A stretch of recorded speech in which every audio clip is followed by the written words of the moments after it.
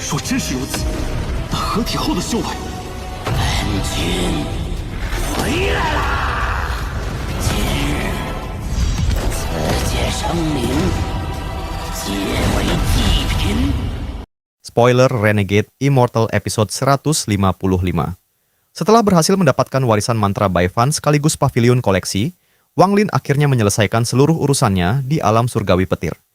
Bersama Li Yuan, Wang Lin pun memutuskan untuk meninggalkan tempat tersebut dan menuju gerbang surgawi yang berada di arah barat. Namun, sebelum mereka berhasil keluar, tiba-tiba terjadi perubahan mengerikan di seluruh alam surgawi petir. Dari 4 penjurus, utara, timur, selatan, dan barat, pembantaian besar-besaran mulai terjadi akibat kemunculan kilatan merah misterius. Bukan hanya itu, 8 bagian tubuh yang terputus tiba-tiba keluar dari 9 pecahan alam surgawi dan bergerak menuju pusat alam. Di tengah perjalanan, Wang Lin dan Li Yuan bahkan diserang oleh sebuah lengan yang terputus. Wang Lin berhasil melukai lengan tersebut dan sempat mengejarnya.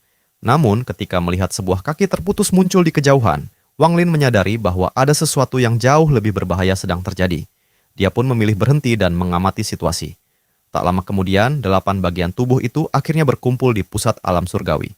Semuanya menyatu dan berubah menjadi seorang pria tua berambut putih. Pria misterius ini ternyata sedang mencari mata kanannya yang belum menyatu. Setelah berhasil mendapatkannya, dia memulihkan alam ji miliknya dan langsung melanjutkan pembantaian. Menyadari bahaya yang semakin besar, para kultivator berbondong-bondong menuju gerbang surgawi untuk melarikan diri.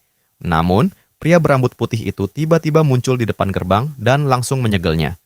Bahkan, tubuhnya terbagi menjadi 32 klon yang kemudian membantai para kultivator satu demi satu. Lebih mengerikan lagi, dia melahap daging dan jiwa asal mereka untuk memulihkan kekuatannya. Saat gerbang surgawi mulai menghilang, Zhan Kongli, Tang Yanfeng, Sheng Honghu, dan para kultivator lainnya akhirnya tiba. Mereka kemudian bekerja sama untuk menjebak pria berambut putih tersebut, berharap bisa membuka kesempatan untuk melarikan diri. Melihat kesempatan itu, Wang Lin yang sejak tadi mengamati akhirnya bergerak. Tujuannya hanya satu, mengirim Li Yuan keluar dari alam surgawi. Saat pria berambut putih sedang sibuk menghadapi serangan para kultivator, Wang Lin tiba-tiba muncul di depan gerbang surgawi dan berhasil mengirim Li Yuan keluar.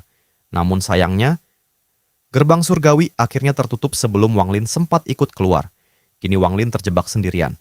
Dia langsung berteleportasi untuk melarikan diri, tetapi pria berambut putih itu dengan cepat mengejar dan bahkan menutup seluruh jalur pelariannya.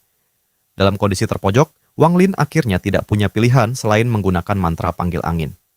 Pertarungan sengit pun tidak bisa dihindari. Wang Lin mengeluarkan berbagai harta dan mantra surgawi miliknya. Namun masalahnya, pria berambut putih itu ternyata mengenal semua harta dan mantra tersebut.